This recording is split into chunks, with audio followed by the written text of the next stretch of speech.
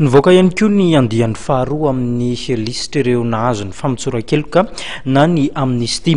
Ny isa 20 azy ireo ary izy ireo no voakasika izao famotsora-keloka izao, ahitana civil sy miaramila moa no mandrafitra izany. Mbola vola ravoavy sy Tsirakotarisantrano no mitondra ny antseprimbavao. Olona 20, miaramila 12, ny amin'ny civil 7 ka ny iray vehivavy no tafiditra tamin'ilay lista faharoa nahazo ny famotsora-keloka izay navoakany teo anivon'ny voamera manokana misahana ny famotsora-keloka ao amin'ny fitsarana tampony. Saika voakasika avokoa tamin'ny raharaha 2 ireo tafiditra tamin'ny lista faharoa momba ny famotsora-keloka. Anisan'ny tafiditra tamin'ity lista faharoa ity ny solombavam-bahoaka mainty rano teo aloha, Andriamatoa Voninahitra Jean-Gène.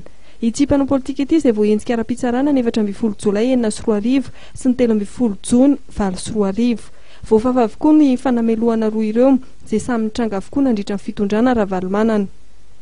Tsy anisan'ny nahazo ny famotsora-keloka kosa Andriamatoa Petra Kotiniaina, PDS ny Fianaratsoa izay anisan'ny niara-nivoaka ny fonja tamin'ny Voninahitra Jean-Gène amin'ny taona 2004.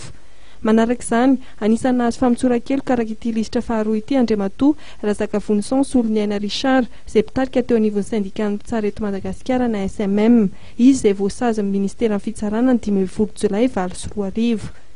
Ny miaramila izay tafiditra tamin'ny lista faharoa ity kosa dia manam-boninahitra commandance colonel tafiditra tamin'ny raharaha 2 ary voasazy ny fitsarana tany amin'ny taona 3 avokoa.